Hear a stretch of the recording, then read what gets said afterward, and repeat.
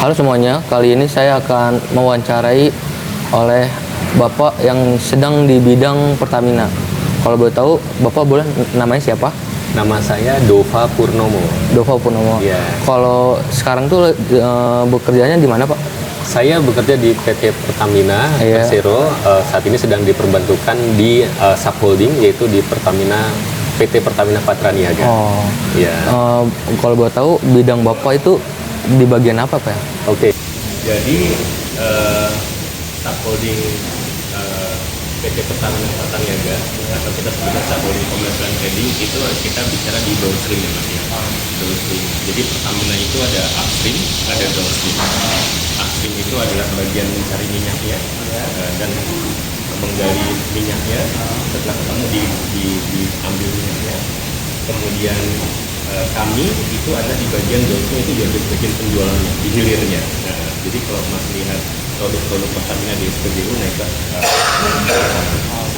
Kalau boleh tahu, Bapak latar belakang sebelum masuk ke Pertamina itu pendidikannya kalau boleh tahu apa ya, Pak? Oke, jadi saya menarik Mas. Dulu saya mahasiswa, dulu saya dari SMA, saya masih di SMA Negeri 8 Jakarta, gitu ya. Kemudian saya melanjutkan kuliah, gitu ya. Nah, alhamdulillah saya S1 saya di Universitas Indonesia. Ya. Jadi saya sebelum masuk S1 tuh saya di D3 dulu, Mas. Oh, D3. Saya D3 dulu. Jadi saya dari SMA Negeri 8 Jakarta, waktu itu saya keterima di Universitas Brawijaya Malang. Di Fakultas Ekonomi. Tapi waktu itu ayah saya mau pensiun, gitu ya. Untuk ekonomi keluarga tidak terganggu, gitu ya. Akhirnya saya mengambil D3. Waktu itu saya ngambil D3 Tourism. Sekolah Tinggi Pariwisata Bandung. Itu disubsidi sama pemerintah. Waktu itu kalau nggak salah biaya kuliahnya itu 75.000 per tahun, Mas. 75.000? Iya. Jadi benar-benar disubsidi sama pemerintah. Jadi waktu itu saya bilang sama orang tua saya, Pak, saya kuliah di Bandung aja, biar nggak ngeberatin orang tua. Terus bapak ibu saya, bener kamu, iya nggak apa-apa, doain aja saya selesai kuliah, saya bisa kerja, terus saya lanjut sekolah lagi sambil kerja. Dan alhamdulillah doa orang tua ya Mas. Jadi saya dulu sekolah di Sekolah Tinggi Pariwisata Bandung, saya ambil travel management, saya ambil travel management, kemudian dari situ setelah lulus, travel management itu ada dua. Kalau dia tidak ke perjalanan wisata, atau ke kargo, logistics. Ya, saya kemudian perjalanan hidup saya, karir saya kemudian setelah lulus saya di logistics. Logistik. Saya bekerja di perusahaan multinasional waktu itu. Saya bekerja di multinasional di perusahaan Amerika Serikat. Namanya Geologistics. Nah, sambil bekerja ngumpulin uang, akhirnya cukup saya lanjut S1. Saya lanjut S1 di Fakultas Ekonomi dan Bisnis Universitas Indonesia di extension program, jadi kuliah malam waktu itu. Pulang kerja langsung kuliah malam. Kuliahnya di UI Salemba sini. Terus kemudian setelah lulus S1 extension, saya ngumpulin uang lagi. Saya lanjut kuliah S2 di program Pasca Sarjana Ilmu Manajemen PPIM Fakultas Ekonomi dan Bisnis Universitas Indonesia. Saya S1 saya konsentrasinya manajemen pemasaran. S2 saya juga manajemen pemasaran. Terus kemudian dari situ bekerja saya dari multinasional perusahaan Amerika, saya pindah ke multinasional perusahaan Swiss. Dari perusahaan Swiss kemudian saya pindah lagi ke multinasional dari Jerman. Kemudian dari situ saya pindah ke Pertamina. Waktu itu saya ketika saya lanjut S3 itu saya di Pertamina. Pertamina. Ya, saya di Pertamina. Kalau boleh tahu di bagian apa, Pak? Di S3-nya? Ngambil apa? S3-nya saya di Fakultas Ekonomi dan Bisnis Universitas Indonesia lagi. Saya ngambil strategic management. Saya ngambil strategic management.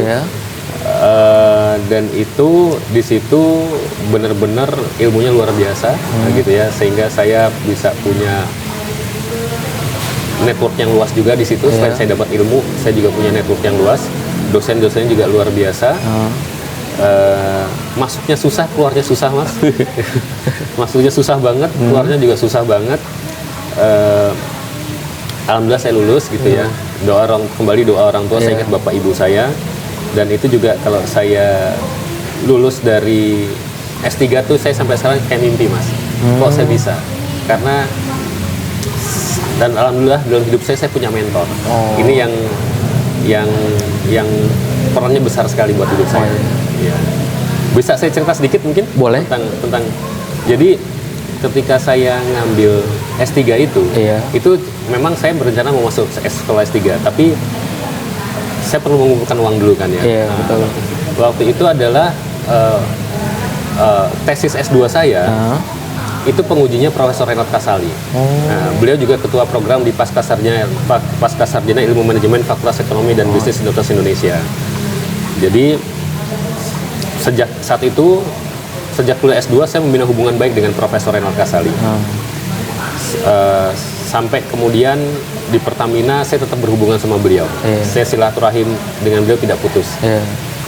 Kemudian sampai akhirnya suatu hari beliau ngasih tahu saya, Dova, itu UI lagi buka S3.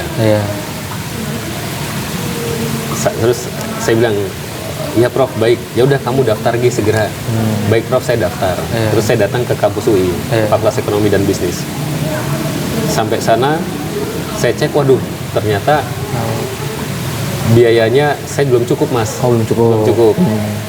Akhirnya saya sampaikan ke Profesor Renat Kasali, Prof, saya udah ke UI, saya udah mau daftar, saya udah tanya-tanya, tapi kayaknya uang saya masih belum cukup, Prof. Jadi saya mungkin sekitar 2 tahun lagi baru bisa kuliah. Saya coba kalkulasi. Prof Renat Kasali diam aja, diam. Nah, kira-kira seminggu kemudian saya ketemu lagi sama beliau. Terus beliau ngomong lagi ke saya, Dov, coba kamu daftar lagi S3 UI, strategi manajemen lagi buka. Terus saya bilang lagi, Prof, saya udah kesana Prof, tapi masih kurang. Insya Allah 2 tahun lagi Prof, saya daftar kuliah. Beliau diam lagi tuh. Itu dua pertemuan ketemu langsung sama beliau. Nah, kira-kira 3 hari kemudian beliau telepon saya, Dova, ini hari terakhir pendaftaran. Cepat kamu ambil formulir. Terus saya bilang, wah Prof, nanti kalau uang saya kurang gimana Prof? Saya takut DO di tengah jalan kalau uangnya kurang. Terus Profesor Renat Kasali bilang ke saya, Dova, udah kamu ambil formulirnya, kamu daftar, kamu ikutin tesnya.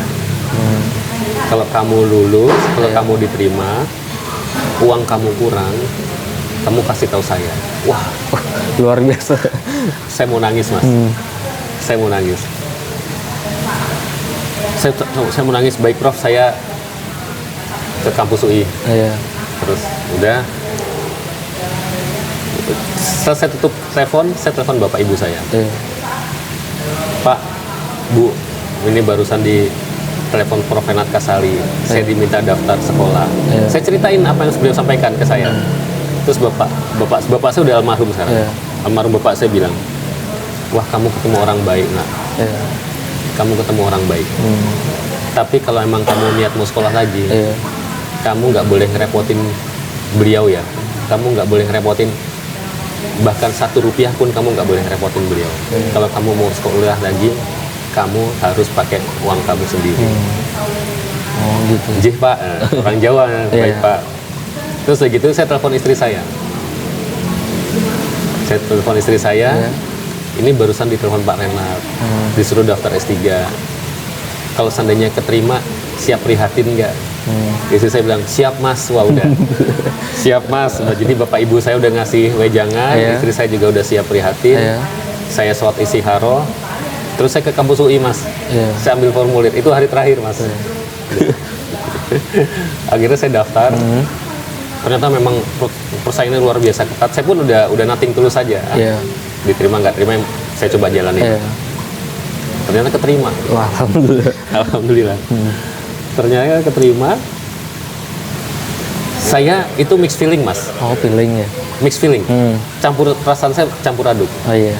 Antara seneng, bahagia, keterima di S3 Fakultas Ekonomi Bisnis Indonesia, sama khawatir takut DO di tengah jalan karena uangnya kurang. Akhirnya saya laporan ke Profesor Kasali. Tapi setelah saya diterima itu ya udah, karena kita rumah tangga udah, istri saya prihatin, udah kita habis-habisan tuh buat bayar kuliah, gitu ya, dengan buat bayar kuliah. Terus saya kabarin Prof, alhamdulillah pengumuman udah keluar. Gimana hasilnya? Alhamdulillah saya diterima, Prof. Wah, selamat ya. Terus gimana doa? Gimana, apa yang bisa saya bantu? Alhamdulillah, Prof, udah beres, Prof. Alhamdulillah. Udah administrasi udah beres semua. Bener kamu, bener. Bener kamu, bener. Oh ya, ya udah. Oke ya, selamat ya udah. Akhirnya saya kuliah. Jadi kuliah setiap ganti semester, Profesor Renat Kasal itu selalu cek saya. Dia kontak saya. Passwordnya cuma satu. Jadi dia kalau telepon saya setiap semester itu, dia cuma satu passwordnya. Dov, gimana? Aman. Cuma itu aja, Mas. Aman. Aman, Prof. Ganti semester lagi. Gimana, Dov? Aman. Aman, Prof. Jadi memang saya benar-benar berjuang bener, Mas. Berjuang sekali, bahkan sampai ya kalau perlu ya sampai jual aset lah ya buat bisa kuliah. Apa namanya? Dan setiap alhamdulillah akhirnya bisa selesai, Mas. Akhirnya bisa selesai. Dan apa namanya, alhamdulillah di UI juga waktu itu bisa nyicil kuliahnya. Jadi saya setiap semester baru saya langsung bikin surat permohonan cicilan. Dan permohonan cicilan. Jadi alhamdulillah bisa gitu ya. Dan lalu alhamdulillah akhirnya selesai. Akhirnya selesai dan alhamdulillah saya lulus kuliah itu tanpa mendapatkan Profesor Renat Kasali Rp1 pun. Jadi alhamdulillah. Jadi makanya saya merasa bersyukur saya menganggap Profesor Renat Kasali itu mentor saya ya, mentor saya. Apa namanya, yang mentor itu bisa melihat potensi kita, bahkan bisa melihat sesuatu yang kita rasa nih nggak mungkin, tapi mentor kita ngeliat itu mungkin, makanya dia push kita untuk ngejar mimpi kita. Dan alhamdulillah setelah saya lulus sampai detik ini saya masih amazing, saya bisa selesai S3 saya. Jadi memang hidup itu kita punya mentor, Mas. Pak Suradi itu mentor yang luar biasa juga buat saya. Jadi setelah Bapak S3 kan, itu tuh gimana Bapak langsung bekerja di Pertamina itu kayak gimana Pak, kalau buat tahu? Iya, jadi waktu itu saya di Pertamina, waktu saya ngambil S3, saya sudah di Pertamina. Waktu saya ngambil S3 itu, saat itu saya di Pertamina itu di Pertamina Corporate University. Jadi Pertamina punya Corporate University, waktu itu saya lagi penugasan di Pertamina Corporate University. Nah, dari situ kemudian saya di Pertamina itu seperti TNI, Mas. Kita bisa ditempatkan di mana saja. Jadi setelah di Pertamina Corporate University, saya kemudian pindah ke Corporate Secretary Pertamina.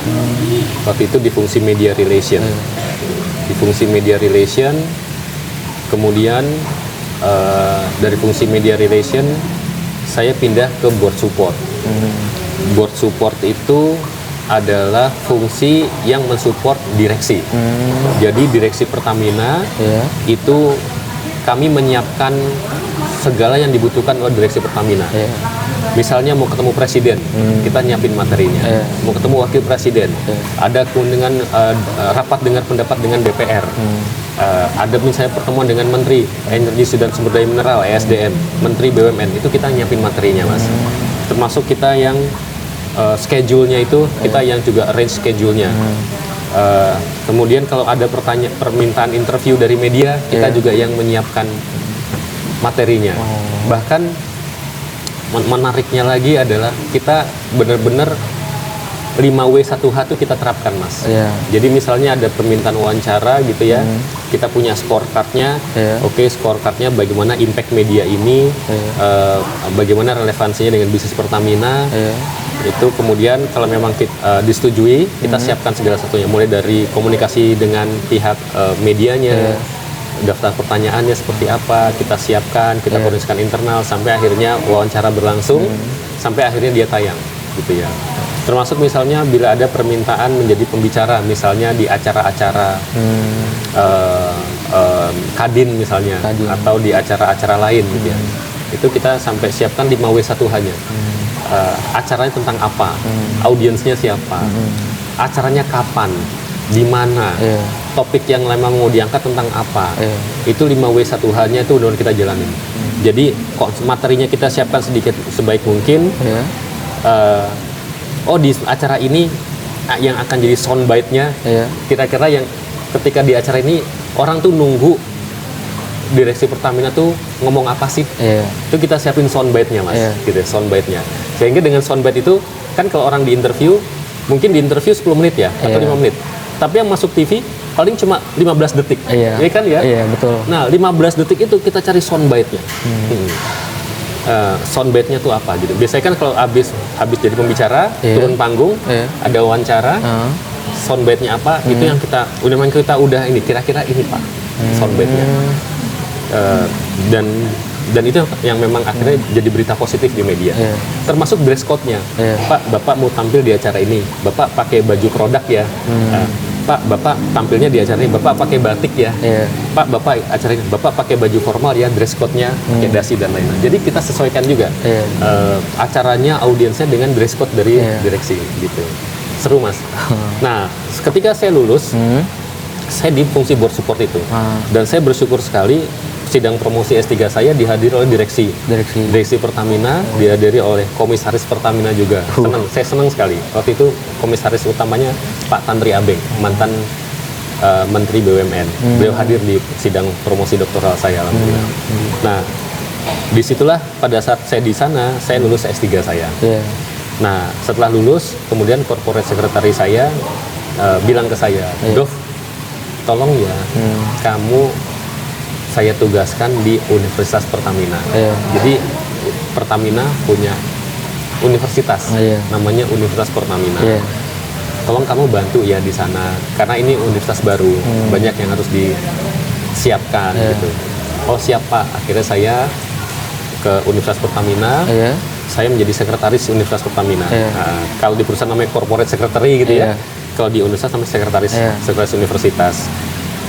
Dari situ kemudian saya sekretaris universitas, terus kemudian alhamdulillah saya dapat promosi menjadi wakil rektor, Mas. Wakil rektor. Saya jadi wakil rektor Universitas Pertamina, bidang keuangan dan sumber daya organisasi. Nah, pada saat saya menjadi wakil rektor Universitas Pertamina, itu saya diangkat Januari 2020. Maret 2020 COVID, Mas. Jadi itu seru banget. Saya pengalaman sebagai mahasiswa sudah, pengalaman sebagai dosen sudah. Saya juga mengajar di program magister di MMUI Salemba, Mas.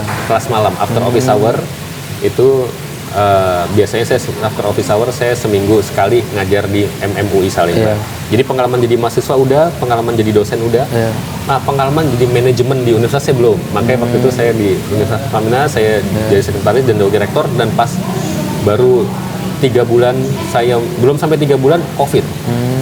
Itu seru sekali. Akhirnya bagaimana kami mempersiapkan digital learning, gitu kan ya. Kuliah online, nyiapin infrastrukturnya, wah itu seru banget, nggak terlupakan sampai sekarang. Dan kita bikin fondasi waktu itu, bikin fondasi. Jadi alhamdulillah bisa COVID, masa pembelajaran di masa COVID bisa kita atasi ya. Alhamdulillah mahasiswa bisa kuliah dengan baik tetap gitu ya. Koordinasinya juga luar biasa, infrastruktur kita siapkan juga luar biasa, mesti serba cepat saat itu. Nah, terus kemudian setelah dari Wakil Rektor Bidang Keuangan dan Sumber Daya Organisasi di Universitas Pertamina, saya kemudian alhamdulillah promosi kembali menjadi Vice President. Saya balik lagi ke Pertamina, lagi. Jadi saya menjadi Vice President Customer Care and Loyalty. Vice President Customer Care and Loyalty. Apa itu? Gitu ya. Ada 2 hal penting di situ. Pertama, customer care. Bagaimana kita care sama customernya. Bukan customer service ya. Customer care itu levelnya di atas customer service. Kita care sama customer kita. Jadi customer care. Pertamina selama ini kemarin-kemarin dia monopoli, Mas. Nggak ada lawan. Kemudian datanglah kompetitor, datanglah Shell, datanglah BP. Saya tahu. Sehingga bagaimana kita harus bisa melayani konsumen kita dengan baik. Jadi kita care sama customer kita. Bagaimana kita untuk care sama customer kita? Di antaranya kita punya Pertamina Call Center. Pertamina Call Center 135. Kita siapkan call center Pertamina. Masyarakat bisa menghubungi Pertamina. Itu kita nggak cuma siapin telepon gitu ya. Biasanya call center kan cuma telepon doang gitu ya. Kita ada channel layanan telepon, kita ada layanan email, ada WhatsApp, kemudian ada sampai kita ada video call. Ada video call. Jadi orang itu ketika menghubungi Pertamina Call Center, kalau dia pakai layanan video call, itu bisa ngelihat agen call center kita, Mas. Bisa ngeliat wajah agen call center kita. Juga bisa lewat Twitter, bisa lewat Facebook gitu ya. Jadi terintegrasi, bisa menghubungi kita lewat berbagai macam channel gitu ya. Seluruh keluhan pelanggan itu masuknya ke tempat kami di Customer Care and Loyalty. Jadi kalau misalnya mas-mas misalnya ada apa gitu ya, terus menghubungi Pertamina Call Center, itu yang nindaklanjuti tim saya. Seluruh Indonesia. Keluhan pelanggan Pertamina seluruh Indonesia itu yang nanganin tim saya. Jadi saya makanya saya harus rajin-rajin buka handphone, cek laporan dan segala macam. Dan harus standby 1 kali 24 jam dan 7 hari dalam seminggu, Mas. Jadi saya bisa jadi tiba-tiba jam 4 pagi gitu, habis sholat subuh, saya di WA direksi. Dov, tolong ini gitu. Jadi memang harus standby betul-betul.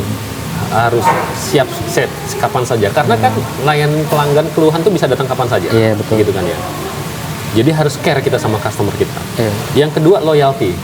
Customer care and loyalty. Bagaimana kita care sama customer kita. Dan berikutnya, bagaimana kita membuat customer kita loyal sama kita. Nah, makanya kita bikin program-program loyalty. Nah, diantaranya kita punya aplikasi My Pertamina. Nah, di situ kita manjakan customer kita. Nanti kalau menggunakan My Pertamina, kita mendorong cashless payment gitu ya.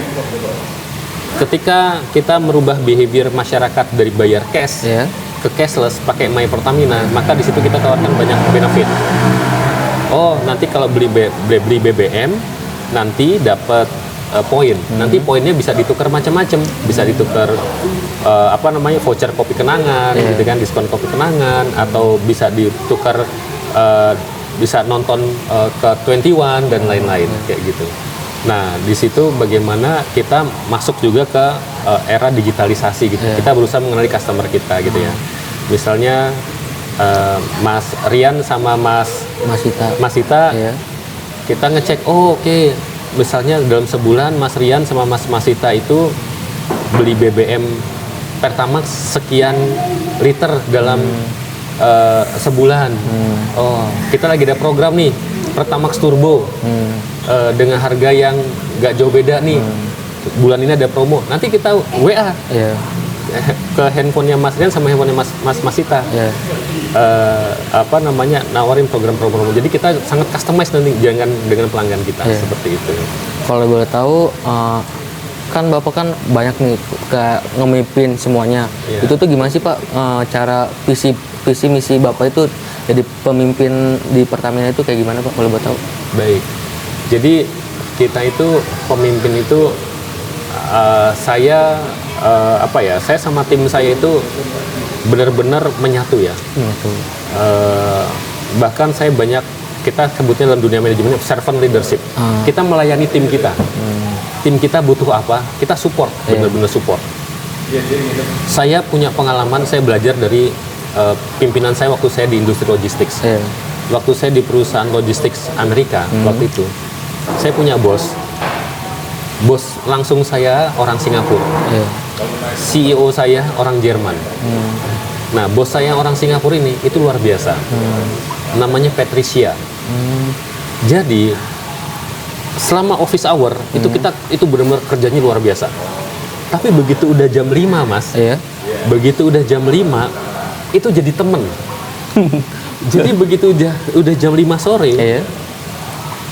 Come to my room. Ngobrol. Teman saya, Taufik, gimana anak kamu?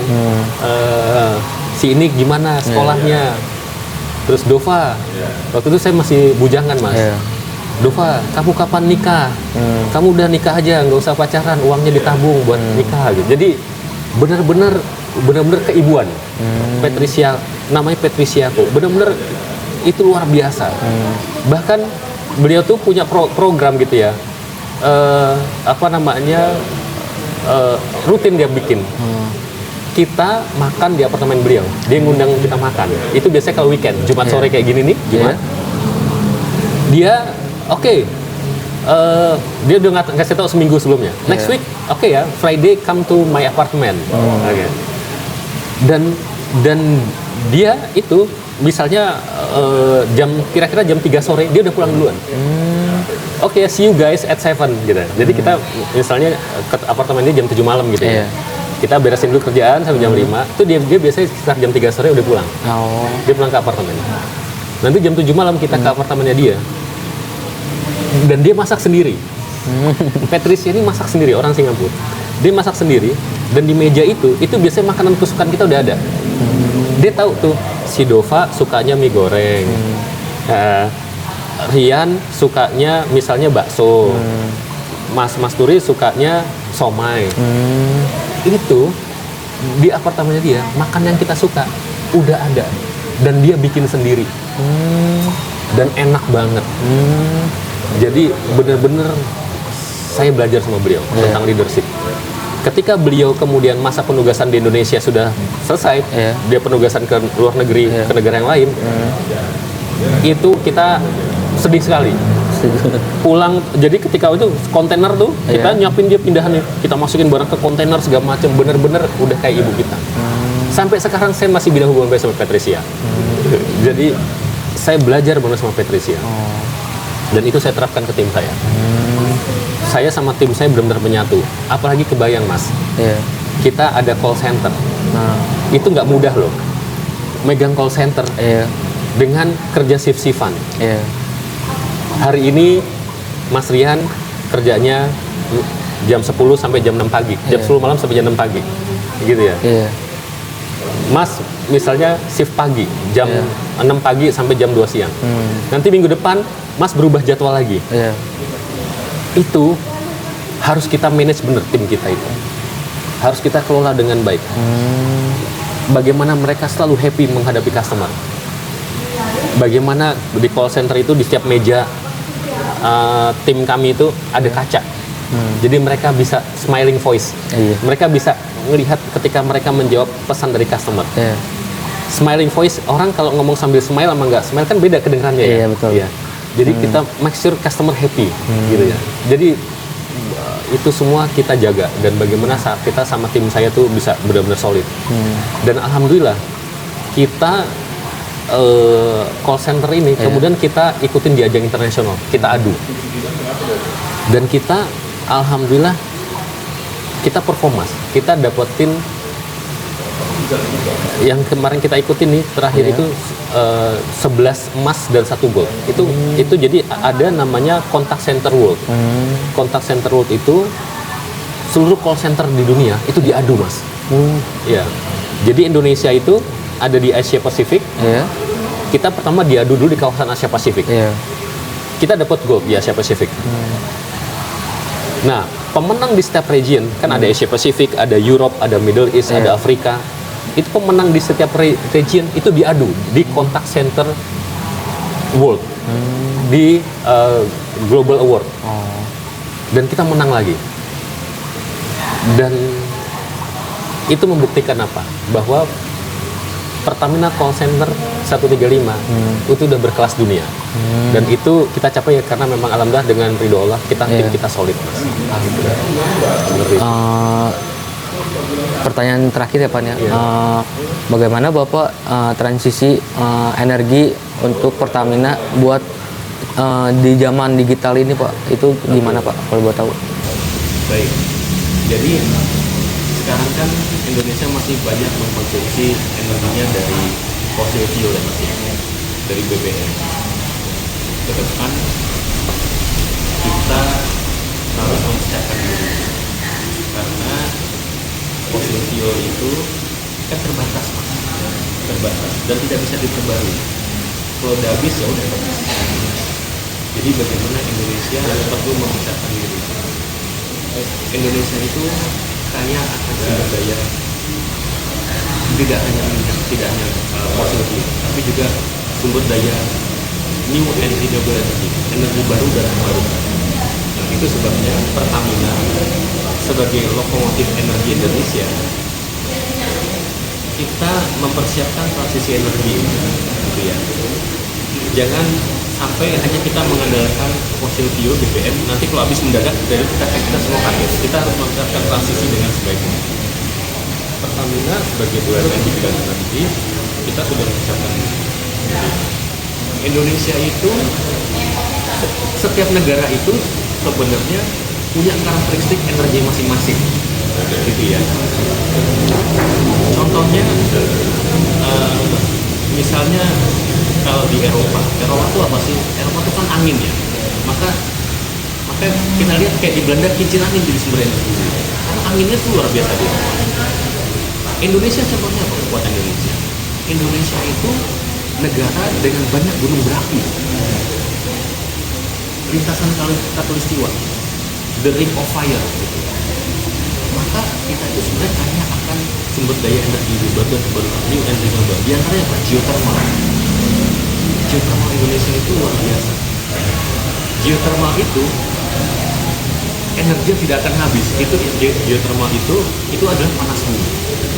Panas bumi itu kalau kita ibaratkan kayak kita masak air, Mas.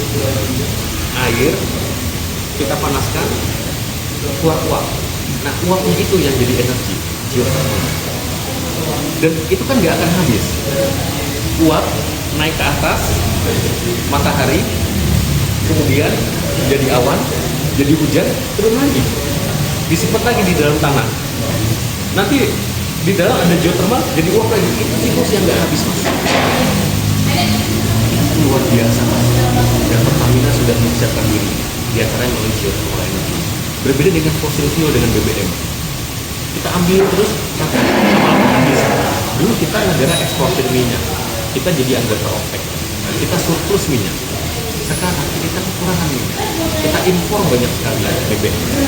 Nah, dengan geothermal dan energi baru terbarukan lainnya, ada solar cell, ada geothermal, ada air juga. Kita negara kepulauan, ombak banyak ya, tenaga air, itu potensial luar biasa. Jadi transisi energi ini besar, gitu ya. Di antara tadi yang sangat potensial adalah geothermal. Ini cuma terbaru ya? Energi baru dan terbarukan. Cuman terbaru ya itu ya, Energi baru dan terbarukan. Iya. Oke, cukup sekian dari saya dan Pak Dova. Berterima kasih untuk Terima kasih kesempatan banyak. hari ini ya. Sukses selalu buat Iya. teman-teman semua. Makasih ya Pak. Terima kasih banyak.